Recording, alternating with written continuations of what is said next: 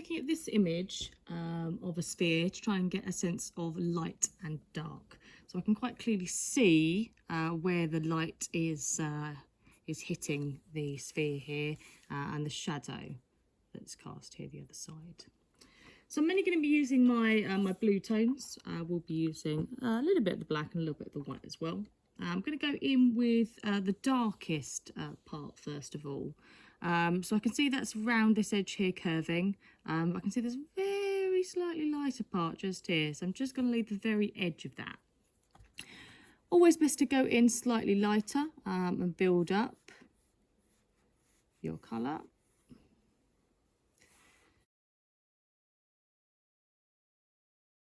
So I can see it curving round here. So I'm looking back at my picture. Similar to the other one. Constantly looking back. Again, observation is key.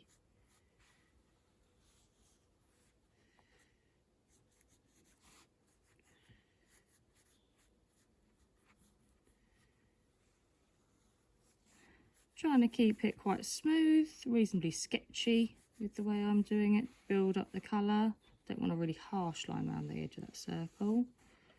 I want to try and build that up. And I can see that this point here is where the light has hit the sphere. So I really want to aim for that point to be my lightest point. So as you can see, I'm starting to lighten up slightly. I could probably need to go a little bit further into the sphere there. And then I'm starting to lighten up the pressure that I'm using.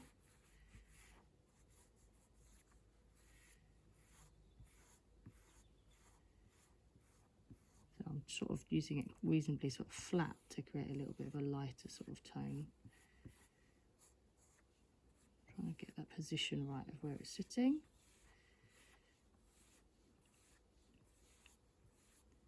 I'll be able to blend this through to make it a bit smoother as well.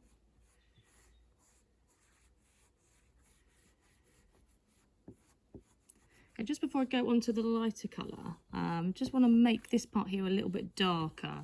Not sure I want to use too much black, but just a little bit of that, just to blend that through that darkest part there. Could always try mixing a little bit of red in as well to make it sort of a purple tone.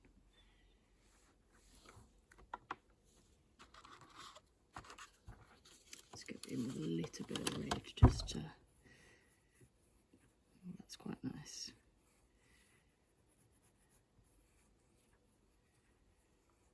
Just make it a little bit darker and blend that back through with the blue. Smooth that blend out. That's better.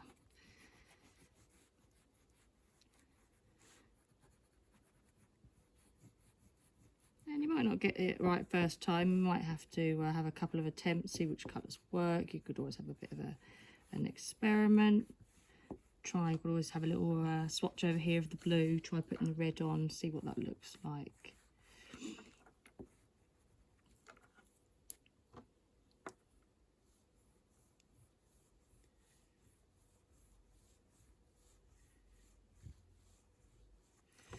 Okay, so we're now going to go in with the lighter blue and start to blend that through. So start from where I started to lift off the pressure. Again, I'm just being mindful of where that light spot is.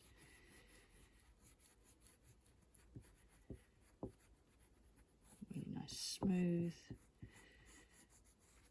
And I can see here's where I'm going to start getting nice. I'm going to go around in a circular motion to get to that. And go back over the parts I want to add a little bit more colour to. You might find, especially when these are quite new as well, that you want to use them a bit first, just to sort of soften those edges on them. That will help with the blending as well.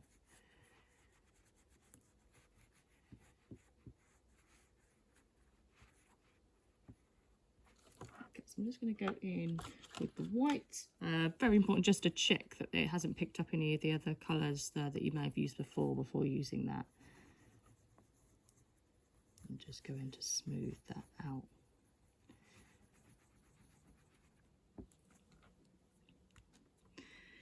can just go back and check. So add a little bit more colour perhaps to smooth those out. Don't want it to be too thick, but I do want to get a sense of that change. I probably, if I had a chance to do this again, would have gone in with the red first so it was underneath, more as a sort of base, because I think that does work quite well in this piece here. Let's get a good sense of dark without using too much of the black.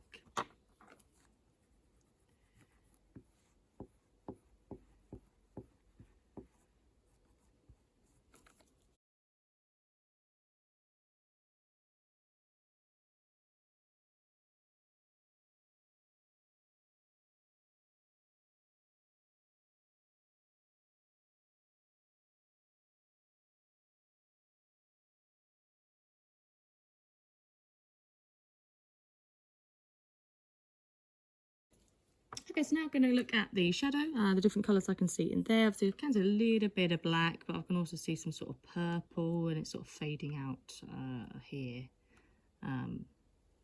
as it gets to the end of the shadow.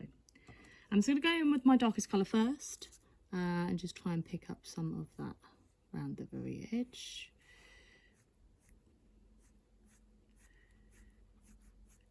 Again, better to build up the colour. See where the shadow sort of gets to.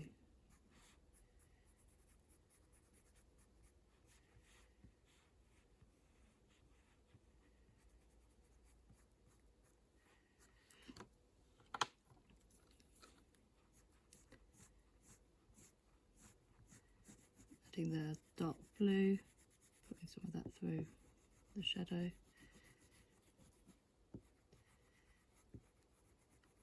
Again, building up that colour, checking I'm happy with it before going straight in with lots of pressure.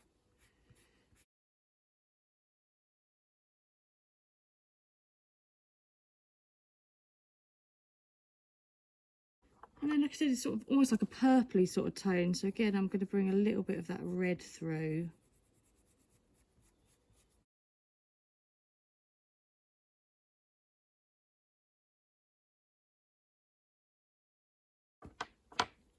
The dark again, just building up those colours really. Now I am making a little bit of mess on my paper here, so you do need to be very careful that you're not leaning on it too much and smudging it across the paper. So you do need to be a bit mindful of that. And then I'm just going to fade that out so its edges are sort of smoothed off with the white. That's why you need to go with the darkest colour first, because although it will smooth it out slightly, it won't go over that colour. Just soften it really.